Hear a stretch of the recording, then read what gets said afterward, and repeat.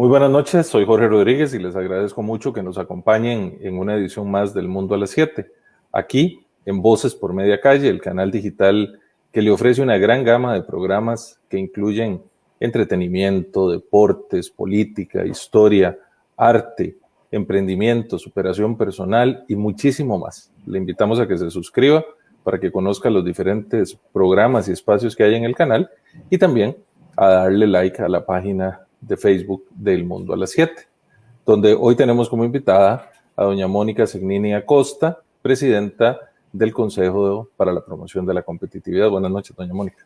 Muy buenas noches, don Jorge. Un placer estar aquí con usted y con sus invitados al programa. Muchísimas gracias. Nuestra invitada de hoy es una persona con una amplia experiencia, es empresaria, máster en fiscalidad empresarial, licenciada en administración con énfasis en aduanas y comercio internacional.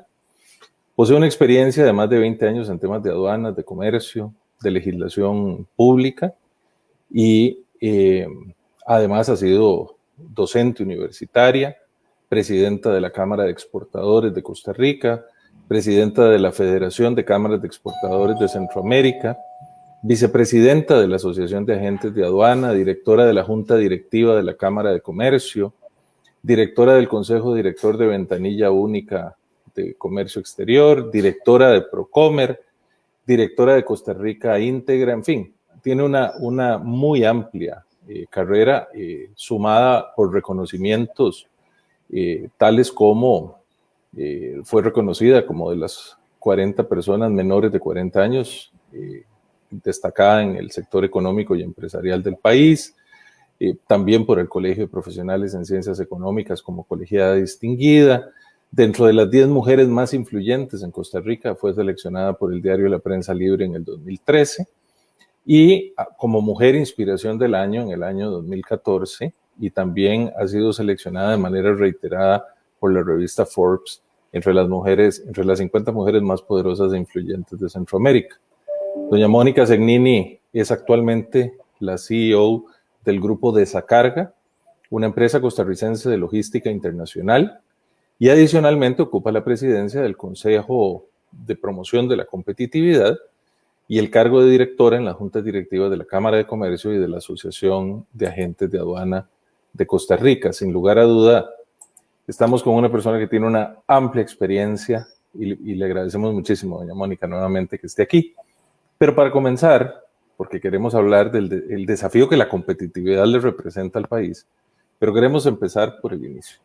A veces damos por sentado que la gente sabe qué hablamos cuando se habla de competitividad y muchas veces la gente dice, eso a mí no me interesa porque es un tema de los empresarios, es un tema de la gente que está, es más, hay gente que dice es un tema de los ricos. A nosotros no nos interesa. Empecemos por ahí, doña Mónica. ¿Qué es y por qué nos preocupa la competitividad? Bueno, muchísimas gracias, Jorge. Realmente me encanta que me hagas esa pregunta de primera entrada porque es parte de la visión que tenemos desde el CPC, desde su creación hace más de 10 años, se crea con ese interés, ¿verdad? Con poder ser un puente entre los distintos sectores del país para promover la competitividad y generar a través de esto un mayor bienestar general a la población.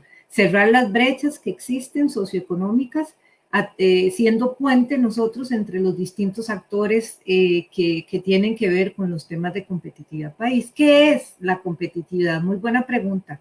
La competitividad no está limitada a un solo sector de la economía nacional, es transversal a toda la población, porque se trata de entender en primer lugar que no estamos solos, ¿verdad? Entonces hay una competitividad que se pone a prueba cuando competimos en los mercados internacionales, o sea, cuando nos comparamos o cuando llegamos a una plataforma a convencer a los consumidores, por ejemplo. Y también está la competitividad interna, que tiene que ver con la capacidad que tengamos para tomar los recursos que tenemos, esa tierra, esas mentes, esas manos, ese capital. ¿Cómo hacemos la mejor combinación de esos recursos? Los volvemos productivos y generamos bienestar a la población. Generamos riqueza, generamos crecimiento, ¿verdad? Entonces, la competitividad de un país se mide en la medida en que pueda hacer más con menos, en la medida en que esté aprovechando de manera sostenible, ¿verdad? Porque nosotros abogamos por la Agenda 2030, ¿verdad? Y el desarrollo sostenible, Costa Rica ha apostado por eso y es parte de nuestros ejes de competitividad, ¿verdad? Poder seguir siendo un país sostenible y a la vez productivo, ¿verdad? Generando riqueza, generando empleo, generando crecimiento económico y siendo competitivos también, no solo localmente, sino internacionalmente, ¿verdad? Cuando nos ponemos a la par de otros países, porque no estamos solos, ¿verdad? Claro. Justamente para abordar ese tema y que usted nos cuente un poco más del consejo, yo quería preguntarle, porque usted no solo es una persona que tiene formación en el tema de comercio internacional y conoce muy bien el tema de aduanas, sino que está directamente involucrada, digamos, viviendo y sufriendo los efectos de la pandemia. Y decíamos antes que lo que no logró ningún movimiento adverso a la globalización, la pandemia logró paralizar el comercio mundial. O sea, prácticamente tener paralizados todos los puertos y todos los mecanismos de negociación internacional. ¿Cómo vive usted, no solo como especialista, sino al frente de una empresa costarricense destacada en ese tema, esta experiencia y cómo ve esta etapa que podríamos llamar, aunque no se ha acabado, de post-pandemia? Sí.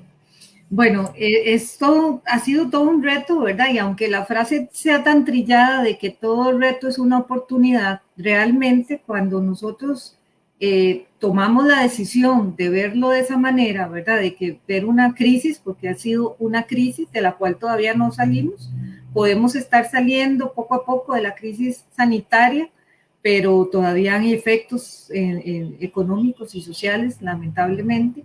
Sin embargo, al dejar en evidencia más claramente cuáles son los retos que tenemos como país y específicamente en nuestro sector, lo que más golpeó, ¿verdad? Lo que más golpeó es que necesitamos mayor competitividad en tema de puertos, aeropuertos, carreteras, ¿verdad? Porque a pesar de que fue paralizado y las fronteras se cerraron, ¿verdad? Una vez que empezó el mundo a reactivarse y a las fronteras a abrirse, empezamos a notar que a nosotros nos llega como, por decirlo en forma coloquial, lo que sobra, ¿verdad? Entonces nos están llegando, por ejemplo, para hacer importaciones de mercancías a través del transporte marítimo, que se necesitan contenedores, que es la forma en que las mercancías viajan en este tipo de containers, a precios elevadísimos, ¿verdad? Entonces, fletes, por ejemplo, de las cargas que vienen de China, de Asia, se han incrementado en un 300%, ¿verdad? Porque el país, digamos, no es la demanda del país, al ser un país pequeño, no es igual a la de otros países con los que competimos. Entonces, está muy limitado nuestro mercado y eso hace que los precios se disparen, ¿verdad? Eso, digamos, ahora que estamos ya volviendo a reactivar, digamos, los movimientos de carga internacional. Durante la pandemia tuvimos el reto porque, si bien es cierto, algunas de las empresas que comercian estuvieron cerradas, ¿verdad? Porque los comercios estuvieron cerrados, siempre hubo algunas empresas que se mantuvieron importando, vendiendo, ¿verdad? Que son principalmente las empresas que comercian productos de primera necesidad, ¿verdad? O sea, los supermercados se mantuvieron abiertos, las farmacias se mantuvieron abiertas, las ferreterías. Entonces, todos los clientes que importan para estos sectores, pues se mantuvieron activos. Sin embargo, otros sectores, como los sectores de tiendas, ¿verdad? Del sector turismo, del sector, incluso algún sector de productivo, manufacturero, sí se vio impactado gravemente. Y hubo empresas pues, que redujeron su jornada al 50%, suspensión de contratos laborales, ¿verdad? Porque simplemente estaban paralizadas, ¿verdad? Sí debo decir que muchas hicieron el esfuerzo de sostener el 100% de su planilla. Yo hoy me puedo sentir muy orgullosa que logramos hacer ese esfuerzo, ¿verdad? De no afectar y no tener que tomar la decisión de hacer despidos a pesar de que nuestra producción se bajó al 50% más o menos, ¿verdad? Y según las normas de la buena administración y de la lógica matemática, dice que si baja la producción y los ingresos y ¿verdad? capacidad de la empresa, igualmente eso termina como un efecto dominó afectando la planilla, ¿verdad? Eso no hay forma de sostenerlo, a menos que uno intencionalmente quiera hacerlo y asumir, digamos, ese costo y manejarlo de otra manera. Entonces, muchas empresas hicieron el esfuerzo porque igualmente puede resultar posteriormente más costoso volver a recuperar ese recurso humano, ¿verdad? Pero aquí, para efectos ya empresariales, para nosotros fue una experiencia maravillosa porque logramos acercar más a la gente, conocer más a la gente por sus necesidades, ¿verdad? Esto evidenció, ¿verdad?, las necesidades de las familias, ¿verdad?, y poder ser solidarios, ¿verdad? Nos obligó como empresa a adoptar mejores prácticas de todo punto de vista, ¿verdad?, en cuanto a gastos, en cuanto también todas las medidas, por supuesto, y los protocolos sanitarios para poder estar abiertos al público. Bueno, nosotros no somos de servicio al público en sí, pero a nuestros clientes. Uh-huh.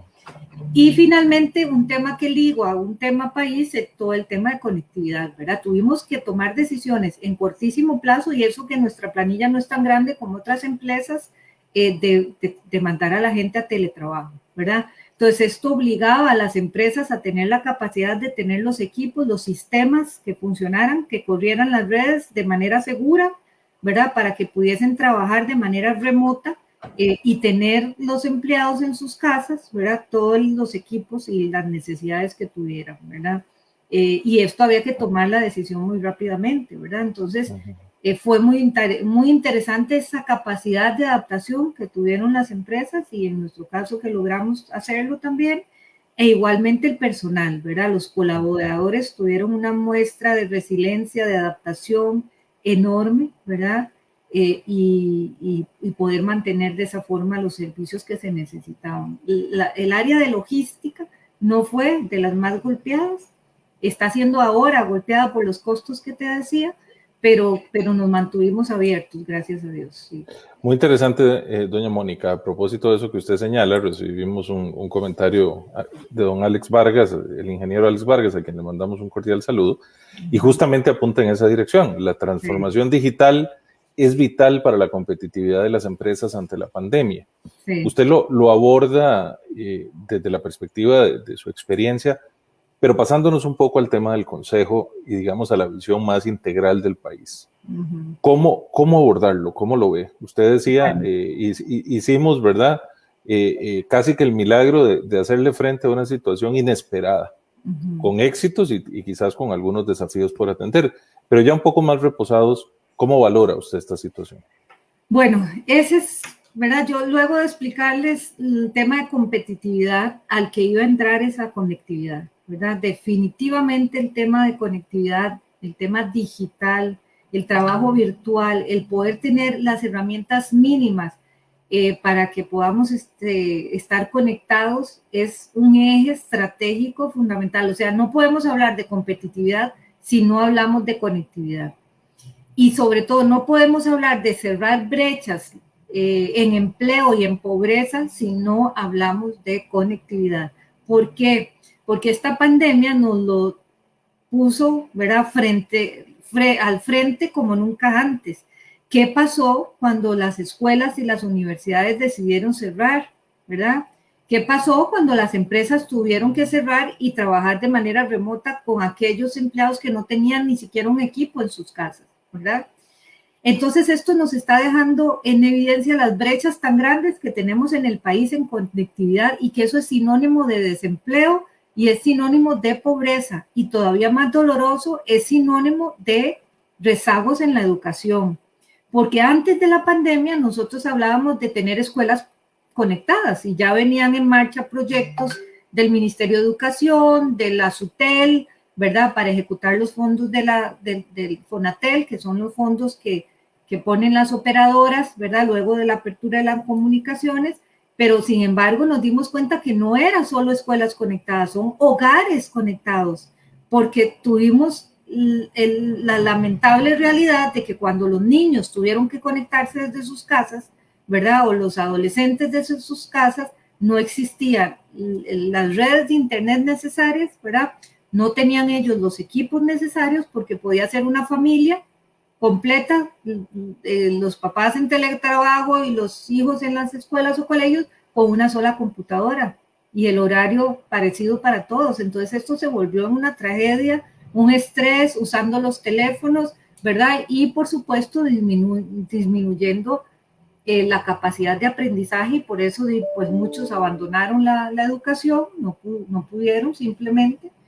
Y nos está diciendo, bueno, al MISID, que es el rector en esto, ¿verdad? Al Ministerio de Ciencia y Tecnología, le está poniendo enfrente un reto que lamentablemente pudimos haber previsto de una mejor manera sin ni siquiera, no teníamos que adivinar que venía la pandemia, porque esto nos tomó a todos por sorpresa, pero sí hubiésemos estado mejor si hubiésemos dado los pasos que el país necesitaba hace un año antes de la pandemia, ¿verdad?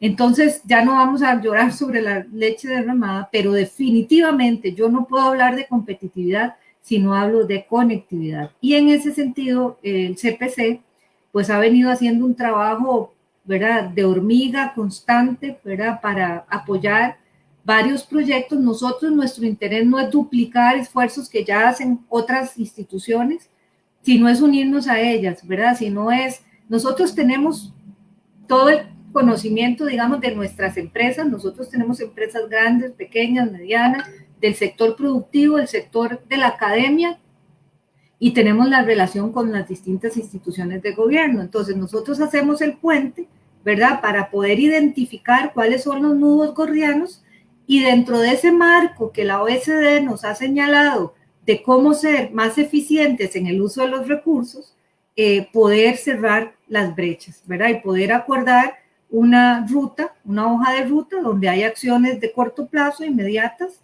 Y, por ejemplo, para contarles ya casos específicos de apoyo en esa línea, tenemos una construcción de un proyecto de trabajo virtual que facilite precisamente el trabajo virtual y las personas puedan tener una modalidad diferente de trabajo sin depender de un horario, sin depender de un lugar, ¿verdad?, sino que puedan conectarse. Y este proyecto se liga muy bien con el proyecto de nómadas digitales también, que no sé si has tenido conocimiento, que ha promovido el diputado Carlos Ricardo Benavides y que es una tendencia mundial en la cual Costa Rica encaja perfectamente, ¿verdad?, por el buen posicionamiento que tenemos en la imagen país, ¿verdad?, y en el turismo, porque lo que hace es atraer trabajadores virtuales, ¿verdad?, que es un turismo distinto, de más largo plazo, que consume, que incluso se traen a toda su familia, es un turismo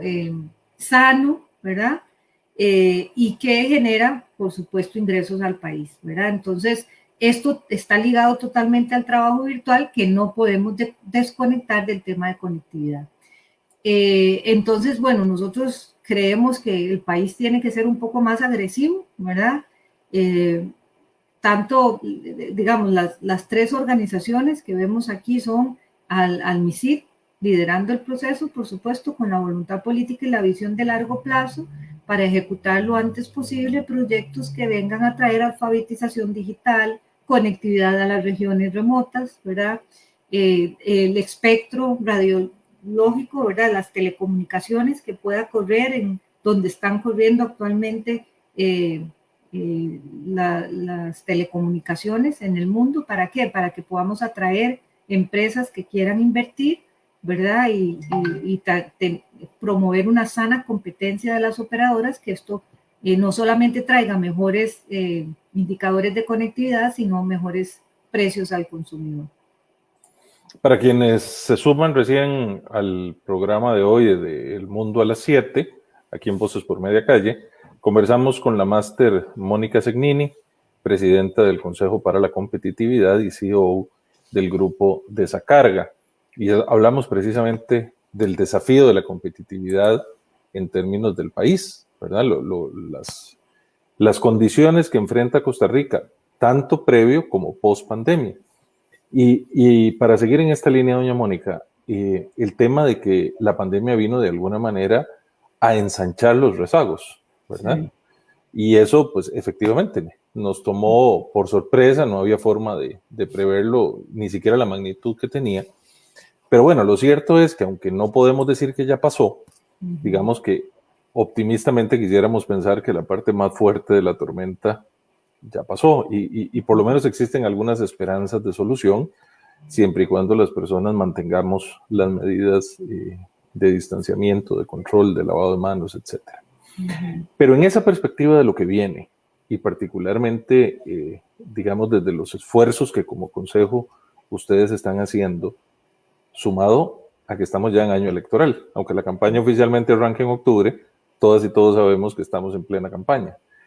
¿Cómo ver este proceso? ¿Cómo ve usted que el tema de competitividad se pueda posicionar adecuadamente y no termine siendo un tema más dando vueltas entre muchos que no pasa nada? Sí. No, este tiene, ¿verdad? Nosotros desde el Consejo de Competitividad hemos decidido, precisamente con el diagnóstico que hemos logrado hacer en alianzas y con las empresas y instituciones que nosotros trabajamos, y tomando también el diagnóstico y los retos que tenemos con la OECD, 5 ejes estratégicos, ¿verdad? Y estos tienen que ser tema de campaña electoral, es que así lo creemos, ¿verdad? No puede ser posible que las personas que están solicitando el apoyo de la población para gobernar este país en los próximos 4 años no nos digan cuál es su posición o cuáles son sus propuestas con respecto a estos temas, porque de eso va a depender el crecimiento económico del país y el desarrollo, la generación de empleo, la reducción de las tasas de pobreza, ¿verdad? Las nuevas oportunidades, la creación de un ambiente positivo para la atracción de las inversiones y generación de empleos en otras áreas estratégicas. Entonces, nosotros lo que estamos viendo es más bien la necesidad de que puedan estar definidos, ¿verdad? Cada partido que haga sus procesos electorales internos y puedan estar definidos los candidatos para comenzar ya a sentarnos con ellos y presentarles, digamos, este diagnóstico que tenemos, esta hoja de ruta que tenemos clarísimamente marcada y que se las puedo resumir. Los 5 ejes estratégicos están relacionados con, primero, la productividad a través de la inclusión. Y esto, don Jorge, es un tema que no nos inventamos nosotros solamente, ¿verdad? Esto es a partir de lo que está haciendo el mundo, ¿verdad? De los resultados y las estadísticas que ya nos dice el Banco Mundial, la misma OECD, de cómo las empresas y los países que entienden la productividad a través de la inclusión incrementan el Producto Interno Bruto, por ejemplo, el porcentaje que tengo del Banco Mundial es en al menos un 26%. Únicamente con ese cambio cultural, ¿verdad? Y cuando hablo de inclusión, hablo, por ejemplo, de las mujeres, ¿verdad? De poder cerrar las brechas para que las mujeres tengan más oportunidades de ser empleadas en los sectores, en los distintos sectores productivos. También hablo de otros sectores, ¿verdad? De poblaciones que han sido discriminadas tradicionalmente. Si queremos reducir las tasas de pobreza y desempleo en esas poblaciones, tenemos que hacer esfuerzos desde el lado productivo, ¿verdad? Para cerrar las brechas que son todavía más anchas en algunos sectores, para que puedan estar, ¿verdad?, activamente en el sector productivo. El otro eje es competitividad de empleo, ¿verdad? Ahí desde el punto de vista de competitividad, lo resumo, bueno, es una frase que se ha vuelto ya casi que un lamentable refrán de decir que Costa Rica es demasiado caro. Es más, viene gente de afuera que consume y dice, Costa Rica es carísimo, ¿verdad? O sea, no es solamente una percepción que tenemos nosotros, sino que realmente en eso que yo les mencionaba al inicio del programa, de en qué consiste ser competitivos, es en esa labor de combinar tierra, trabajo, capital y mentes. Yo incluyo las mentes porque estamos en la era del conocimiento, ¿verdad? En esa combinación no estamos siendo eficientes, porque si fuéramos eficientes no seríamos tan caros, ¿verdad? Y se vale ser caro si los salarios pueden comprar eso tan caro. Me explico, ¿verdad? Porque alguien puede decir, bueno, pero es que si uno va a Suiza, es carísimo también. Ah, pero el salario de Suiza triplica el salario, ¿verdad? El salario de un costarricense. Entonces, no existe esa relación, ¿verdad? Y eso, tan solo eso, que yo creo que eso es muy entendible para todos, nos dice que no estamos siendo eficientes en el uso de los recursos. ¿Y por qué? Entonces ahí es donde el CPC, a través de otro de los ejes estratégicos, que es la reforma del Estado, por ejemplo, estamos identificando que el Estado está respondiendo realmente a las necesidades de la población. Las instituciones que creamos hace 30, 50, 20 años están respondiendo a las necesidades de la población, ¿verdad? Porque el ciudadano o el contribuyente paga impuestos, ¿verdad? Contribuye para recibir un retorno, un servicio público, ¿verdad? O sostenemos las instituciones públicas con un fin, y es que la población pueda recibir los servicios de educación, de seguridad, de salud, ¿verdad? Que pueda tener acceso a esos recursos, a esos servicios. Pero los está recibiendo bien, ¿verdad? Ahora, hay otras instituciones que siguen existiendo y las necesita realmente la población, ¿verdad? Tenemos que hacernos esas preguntas, ¿verdad? Y tenemos que tener ese debate como país, y por eso yo creo que el año electoral se presenta como un escenario propicio para que conversemos.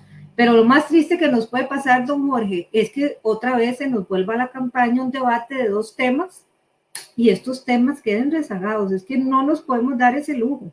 Tenemos que debatir sobre estos temas, ¿verdad? Sobre compras públicas, cómo hacer un Estado más eficiente y que dejen de estarnos dando esas noticias como las de las mascarillas, que las batas, que compras de millones, de millones, de millones que se quedan ahí y no sirvieron.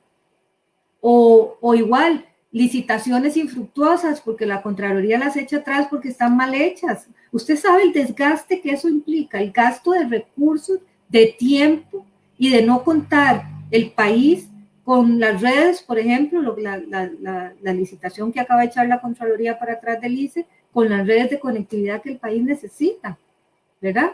Porque hay un proceso que no se hace bien, ¿verdad? Entonces, nosotros como CPC lo que hacemos es identificar por qué está pasando y qué es lo que hay que arreglar.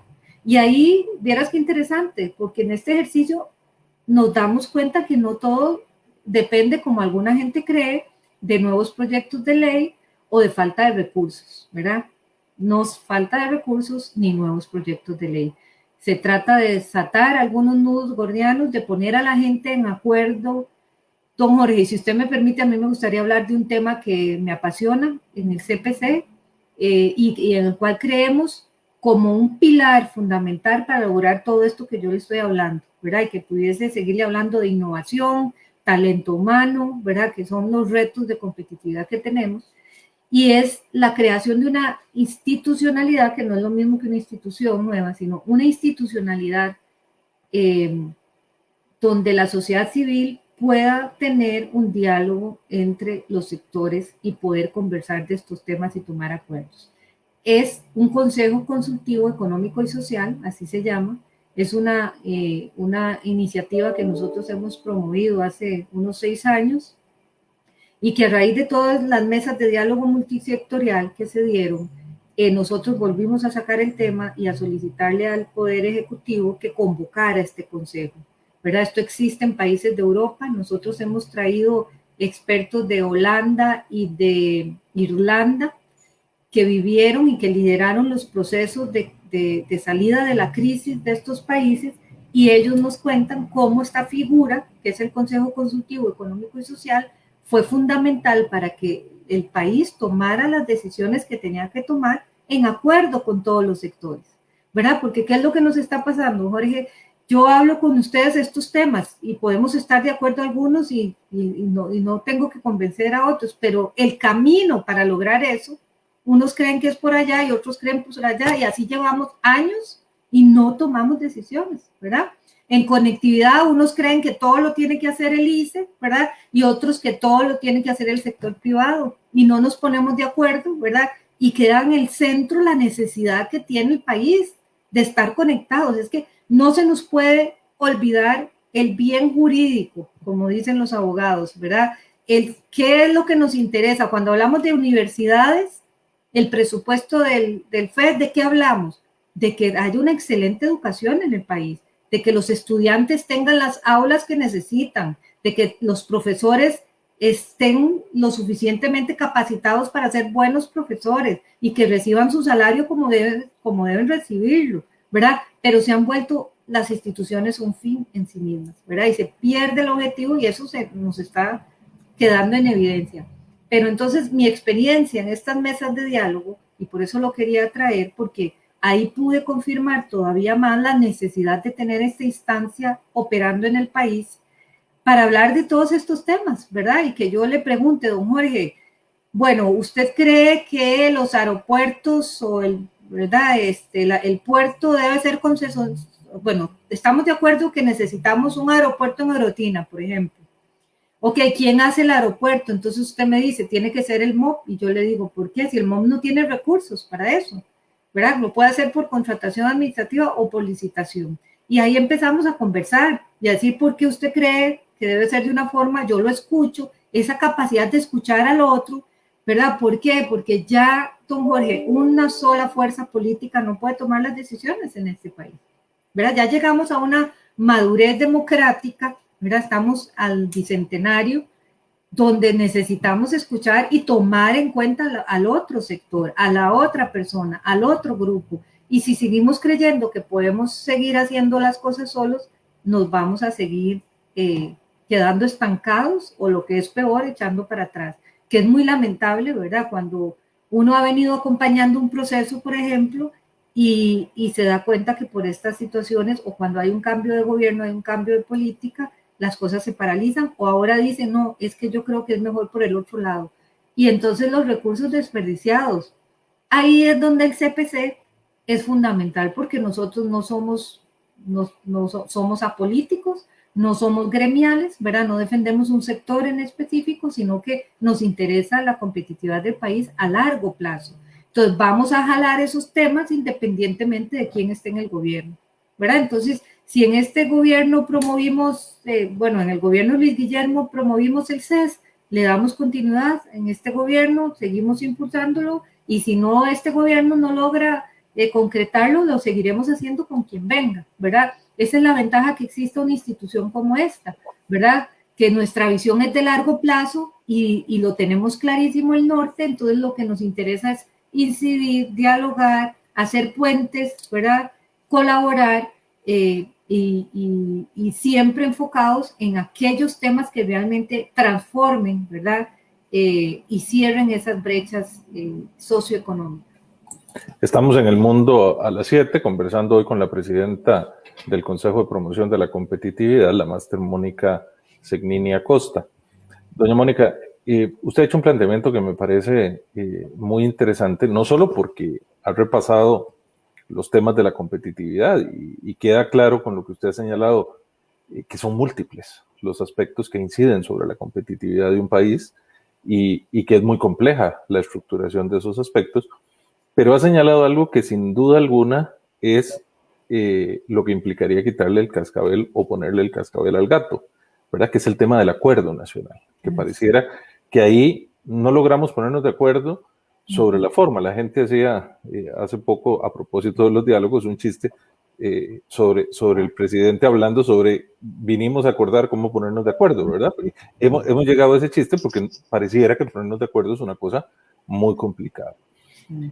Y además, en el contexto de la campaña, usted decía algo con lo que yo no podría estar más de acuerdo. O sea, no son dos temas, por importantes que sean, los que pueden anclar todo el desarrollo del país, ¿verdad? O sea, hay temas que debemos garantizar en una perspectiva de cumplimiento de derechos humanos, pero sin duda no hay derechos humanos que puedan respetarse si no hay crecimiento, si no hay distribución, si no reducimos la pobreza y la desigualdad.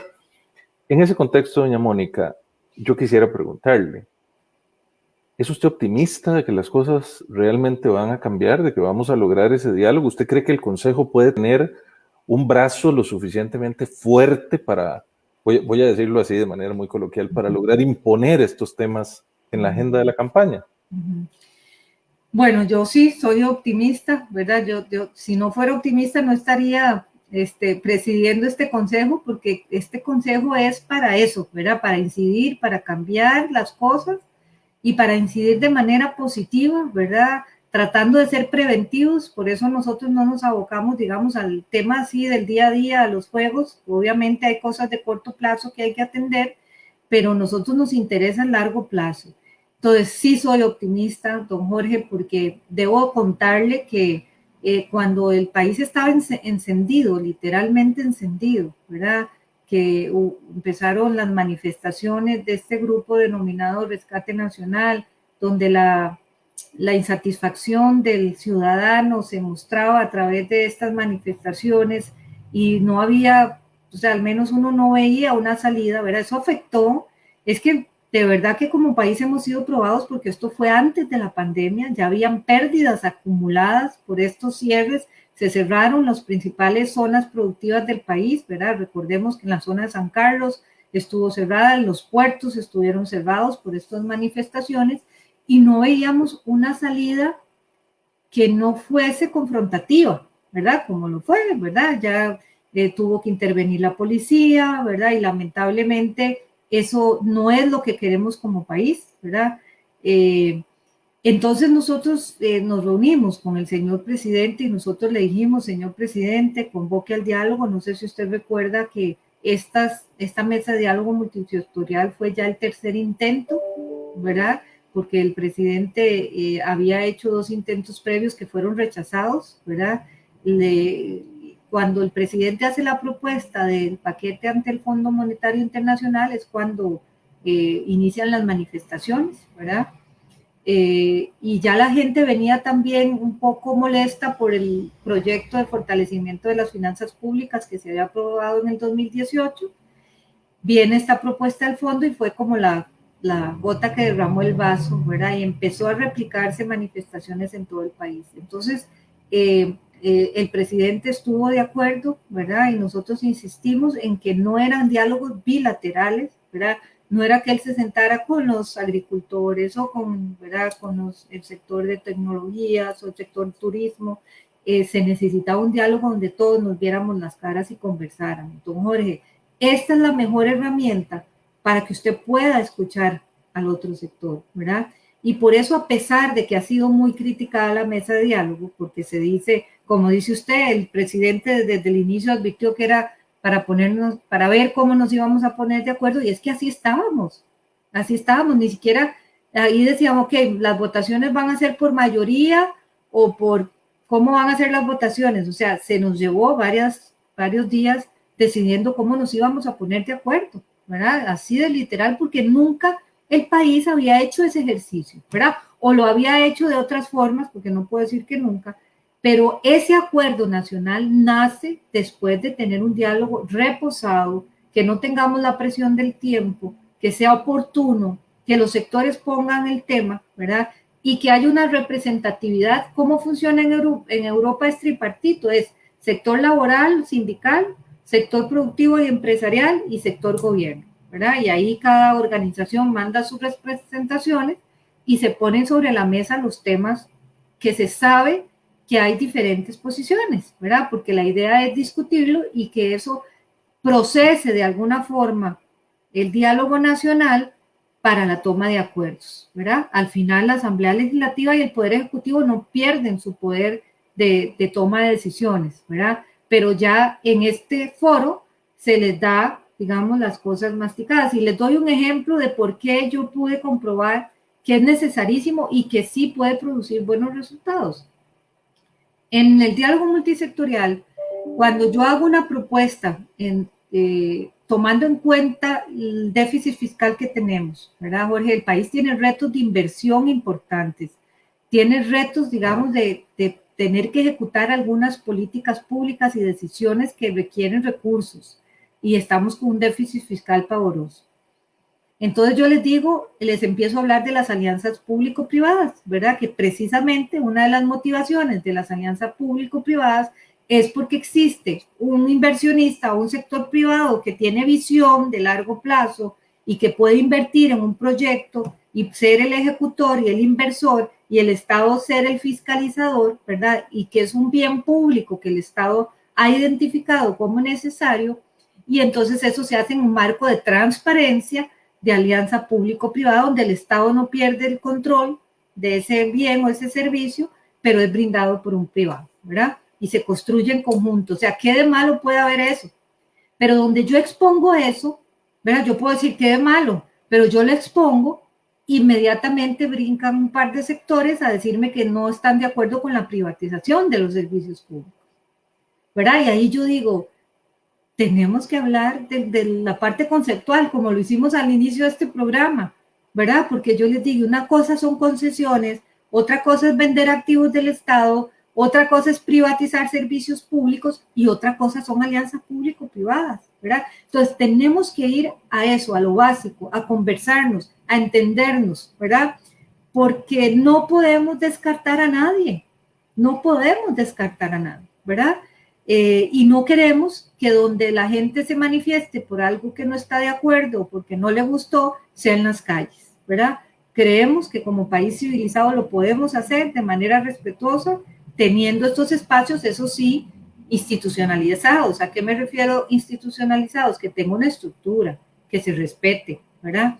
Que tenga una metodología que se respete, ¿verdad? Y eso es lo que países, y es que es impresionante, países como Irlanda, que estaban en los más bajos niveles de pobreza de Europa, llegaron a liderar las listas de crecimiento económico y de Producto Interno Bruto, luego de pasar por estos procesos que les permitió hacer ese análisis, digerir esos temas, tomar acuerdos y establecer una hoja de ruta para ejecutarlos, ¿verdad? Costa Rica necesita eso, don Jorge. Yo soy positiva en que lo podemos lograr, pero tenemos que insistir, porque todavía hay sectores que hay que convencer, ¿verdad? Lo que nos ha dicho el Ministerio de la Presidencia, que es el que tiene a cargo la ejecución de esta iniciativa, es que hay unas organizaciones que les falta designar a sus delegados, pero que a final de mes ella espera estar haciendo ya la convocatoria, porque esto fue un compromiso de la mesa de diálogo, ¿verdad? Tiene que ejecutarse y yo esperaría que así sea, y si no, nosotros vamos a estar ahí, no vamos a quitar el dedo del renglón. Del renglón. Bueno, ese va a ser un tema, doña Mónica, del que sin duda la vamos a volver a invitar para conversar porque lo amerita. Sí. Pero probablemente en la base de esto que usted plantea y que señala muy bien, no sé si quizás usted esté de acuerdo, pero me parece que es que tenemos un problema de confianza, de falta de confianza. O sea, cada sector, por razones que yo no dudo que algunas puedan ser legítimas, desconfía del otro. Entonces, claro, sentarse a dialogar a una mesa desconfiando per se de quien está del otro lado, hace muy difícil los acuerdos, porque la gente supone, ¿verdad?, que usted está construyendo las cosas de manera tal que me perjudique y usted supone que yo estoy haciendo lo mismo. Entonces, hay ahí un desafío muy grande, ¿verdad?, que de alguna manera es anterior o paralelo a este proceso, pero que es indispensable, ¿verdad? Y que podría incrementarse en un contexto de campaña. Claro. ¿Cómo claro. lo ve usted? No, absolutamente. Yo creo que lamentablemente no está funcionando todavía. Yo esperaría que empiece a funcionar y la duda que yo tengo ahí es eso, o sea, la construcción de confianza todavía no se ha dado. Es más, las sesiones de este ejercicio, que fue como un plan piloto, digo yo, de diálogo multisectorial, fueron 12 mesas de diálogo, o sea, fueron 12 días que dedicamos a tener esas sesiones que eran prácticamente de 8 a 5. Y yo diría que de esas 8, las primeras 6 sesiones mínimo fue para construir apenas la confianza de podernos sentar y escuchar al otro, así de crudo, ¿verdad? Apenas, ¿verdad? Y cuando ya logramos empezar a tocar los temas de fondo, y aquí no estoy señalando a ningún sector, porque como bien dice usted, eso es de todos los sectores, ¿verdad? Que se sienten amenazados, que sienten que el otro viene con dobles intenciones, que me van a meter un gol, ¿verdad? Y así no se puede dialogar. O sea, el primer requisito que se necesita es tener confianza, ¿verdad? Recuperar confianza, tener la capacidad de escucha, porque jamás uno puede llegar a una mesa de diálogo ¿verdad? Con una posición debajo del brazo, poner oídos sordos a la posición del otro y decir, esta es mi posición y punto, aquí me quedo. O sea, así no se logra ninguna negociación en ningún sector y en ningún lado del mundo, porque eso en el sector empresarial necesitamos negociar todos los días en la familia, ¿verdad? Con los hijos uno necesita negociar. Entonces hay que tener esa capacidad de poder entender que hay que flexibilizar las posiciones, pero obviamente siempre de una manera fundamentada. Entonces, coincido absolutamente con usted y sería una lástima. Yo En otros foros comentaba que a mí me parece que hay una labor de responsabilidad de parte del Tribunal Supremo de Elecciones para tratar en la medida en lo que él pueda, porque muchas veces no depende solo de él, pero sí debería ya estar diseñando una estrategia para que el país no se vuelva a polarizar, no vuelva a profundizarse las desconfianzas, porque eso es terrible para un país, don Jorge. No solamente el construir acuerdos es a través de la confianza. Usted sabe que la confianza es el indicador económico más importante. Es el indicador económico. Vea usted que los datos, digamos, del índice de confianza de Costa Rica y las calificadoras de riesgo reaccionaron cuando la mesa de diálogo anunció el primer acuerdo. Es impresionante, o sea, lo sensibles que son los mercados financieros y económicos locales e internacionales, ¿verdad? Ellos estaban observando el proceso de diálogo porque lo observan como una herramienta de estabilidad al país, ¿verdad? Y donde ellos vieron que se mostró los primeros acuerdos, las calificadoras mejoraron la calificación de riesgo del país. Entonces, así de sensible es el tema de confianza y así deberían entenderlo los candidatos, los medios de comunicación, el Tribunal Supremo de Elecciones, para que el país, en la medida de lo posible, haya un compromiso. Es más, yo sería promotora y estaría de acuerdo a quienes quieran unirse en que al inicio de la campaña haya un compromiso por no polarizar el país y por hablar de los temas racionales, los retos que el país tiene. No importa si usted tiene una visión contraria a la mía, expóngala, dígala, ¿verdad? De eso se trata, la riqueza en una democracia, de tener las distintas visiones y que al final el ciudadano decida. Pero que ojalá sea en ese marco de respeto, de ideas, ¿verdad? Y que el país no vuelva a quedar, ¿verdad?, tan golpeado como quedó en la última campaña, ¿verdad? Cuando a algunas personas le compartí la noticia de que usted iba a ser la invitada de hoy, hubo una reacción muy positiva. Tiene usted mucha gente que la aprecia y la admira mucho. Y usted ha logrado un liderazgo muy importante en el sector. Ha logrado que la gente la escuche, tanto en el sector empresarial como en el sector no empresarial.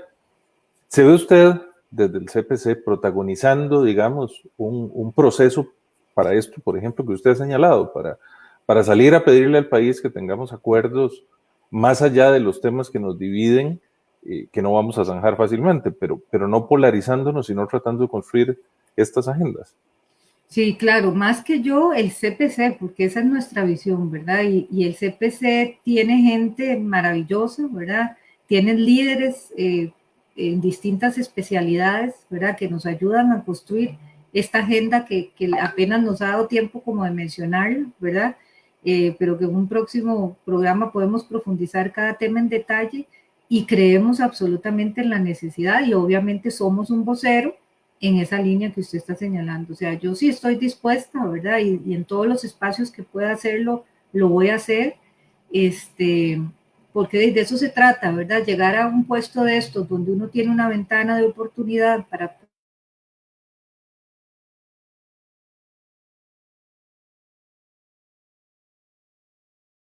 ¿verdad? Es un tema de congruencia con lo que uno está predicando, ¿verdad? Y con lo que uno cree. Y bueno, esa fue mi labor en la mesa de diálogo. De hecho, mi labor fue de sostener el diálogo, porque hubo momentos donde algunos sectores se pusieron de pie y se iban a retirar. Y bueno, logramos ahí desde el CPC mantener el llamado a sostener el diálogo, porque eso hubiese sido terrible. Las calificadoras ahí sí nos hubiesen bajado la calificación de riesgo y pudimos demostrar, estoy de acuerdo, no se logró lo que la gente esperaba, porque la gente esperaba que nosotros saliéramos ahí con la solución del déficit fiscal, pero eso era imposible, ¿verdad? Pero logramos, eso fue un primer ejercicio de recuperar confianza y por eso yo he insistido mucho al Ejecutivo que no podemos dejar que eso se enfríe, ¿verdad? No podemos dejar pasar el tiempo y que vuelvan otra vez a abrirse las brechas de desconfianza, sino que tenemos, y claro, se nos está juntando con la campaña, como bien está relacionándolo usted, y ahora tenemos que ver cómo lo construimos, ¿verdad? Porque pues la oposición tiene que hacer su labor con este gobierno, ¿verdad? y el gobierno a la vez está enfocado en el tema de lograr los proyectos, que pasen los proyectos de ley que ha presentado la Asamblea. Entonces cuesta, ¿verdad?, que tengan el foco puesto en lo que estamos conversando, ¿verdad?, porque cada uno está manejando sus agendas, sus prioridades, ¿verdad? Y creo que ahí la voz del CPC pues tiene que hacerse oír, ¿verdad? Y que ojalá contribuya, que es lo más importante, para mantener la paz social, que es lo que más nos preocupa, ¿verdad? Podemos hablar lindísimo de competitividad, de productividad, pero vea, Jorge, cuando no hay paz social, todos por igual sufrimos, ¿verdad? Desde la empresa más exitosa hasta el ciudadano de a pie, ¿verdad? Todos sufrimos y se nos afecta la competitividad país, ¿verdad? Y nos devolvemos unos cuantos años. Y lo más triste es los datos de la educación, ¿verdad? Cómo han sido golpeadas, ¿verdad? Pero igual hubo pérdida de empresas, hubo empresas que tuvieron que cerrar por lo que se vieron golpeadas por los cierres, por las barricadas estas que se hicieron en algunas zonas productivas, les afectó enormemente, ¿verdad? Las pérdidas fueron millonarias. Usted menciona, doña Mónica, y efectivamente será un gusto tenerla de nuevo como invitada porque nos quedaron muchos temas en el tintero, empezando por el Informe Nacional de Competitividad que ustedes están desarrollando, pero eso amerita analizarlo con calma, al igual que otros de los ejes y las acciones que se están planteando. Y por supuesto usted acaba de ofrecer un plato fuerte como es el tema de la educación, que requiere ser desmenuzado con mucho cuidado. Lamentablemente nos quedan muy pocos minutos, pero yo no quisiera cerrar esta sesión, que es la primera, ojalá de muchas, para conversar, sin preguntarle cómo ve usted el papel de las y los jóvenes, ¿verdad? O sea, porque se habla mucho de que las y los jóvenes no están interesados en esto que pasa, que están interesados en otras cosas. ¿Cómo lo ve usted? ¿Cómo hacerles un llamado? ¿Cómo conversar y dialogar? ¿Cómo hacerlos parte de ese diálogo también? Ay, los jóvenes son para mí, pero un brazo importantísimo para todo esto que estamos conversando, y he tenido la dicha de conversar con jóvenes universitarios que entienden, no solo que entienden bien este tema, sino que están interesados en ser parte y se nos han acercado al CPC porque quieren ser parte de estos proyectos. Específicamente te comento el tema de empleabilidad, que es la mayor preocupación que ellos tienen. Ellos tienen preocupación por el futuro del país, obviamente, porque qué país están recibiendo, qué país les va a tocar administrar, pero igual van a tener oportunidades ellos de empleo, de desarrollarse, primero de educarse con la calidad que necesitan y después de poner en práctica esa formación en algún lugar de trabajo, ¿verdad? Entonces hemos tenido la oportunidad de conversar con líderes estudiantiles y la verdad que nos han dejado una muy buena impresión, don Jorge. Yo creo que es fundamental que ellos se sumen, ¿verdad? Y nosotros hemos hecho 2 proyectos que en los últimos minutos que nos quedan le puedo comentar. Llevamos más de 700 orientadores y maestros de escuelas y colegios capacitados en cómo los representantes de las empresas nuestras que son parte del CPC han diseñado una especie de manual para que los orientadores puedan formarse en cómo ellos formar a la vez a los estudiantes en las áreas STEM. No formarlos, sino explicarles y motivarlos, ¿verdad? Aquellos alumnos que ellos vean con inclinaciones o deseos de desarrollarse en las áreas STEM, que son ciencias, tecnología, ingeniería y matemáticas, ¿verdad? ¿Por qué esas áreas, Jorge? Porque es uno de los ejes estratégicos en donde vemos posibilidad de generar empleo en el país, ¿verdad? Más fácilmente, y que ya debo decirle que generalmente hay demanda de empleo, hay exceso de mano de obra y demanda de empleo. En este caso estamos al revés, es una lástima.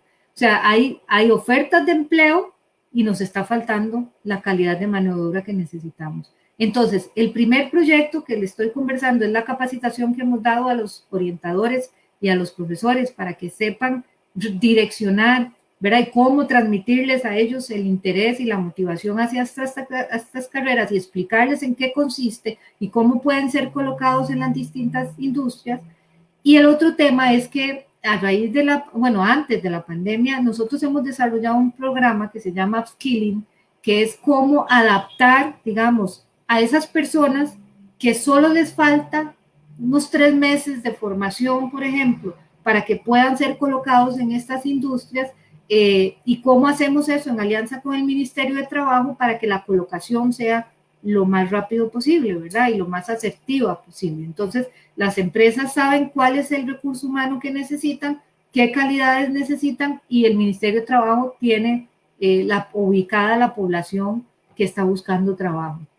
Entonces se hace ahí el puente y nosotros como CPC hacemos el puente con un programa específico, y hemos logrado ya así colocar a 300 personas.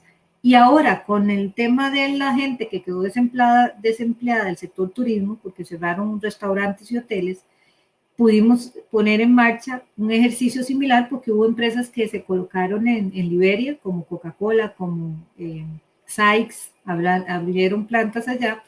Entonces, de poder determinar cuál es el nivel de inglés que tienen estas personas y cuánto les faltaría para poderse colocar. Y hacemos programas cortos que los, ¿verdad? Que como decir, que les den el upgrade para que ellos puedan ser colocados en un menor plazo. Entonces, estos son temas que les interesan muchísimo a los estudiantes, ¿verdad? A los nuevos profesionales, porque es conocer, ¿verdad? Cómo se está moviendo el mercado laboral y cómo ellos a su vez pueden ayudar en su comunidad a que puedan adquirir las experiencias, ¿verdad? Desarrollar las habilidades y poder tener oportunidades de empleo en el país. Doña Mónica, ha sido una conversación muy enriquecedora. Nos faltó tiempo, eso siempre es un cliché al final de los programas, pero nos faltó tiempo para muchas cosas, así que la buena noticia es que la vamos a tener invitada de nuevo. Quiero agradecerle muy especialmente a la máster Mónica Segnini Acosta, presidenta del Consejo de Promoción de la Competitividad y CEO del Grupo de Esa Carga, por estar esta noche acá en El Mundo a las 7, y a ustedes por acompañarnos. Muchas gracias, doña Mónica. Buenas noches. Buenas noches, muchas gracias a todas y todos, y los esperamos en nuestra cita de los lunes, el próximo lunes también a las 7. Muchas gracias, buenas noches y que estén muy bien.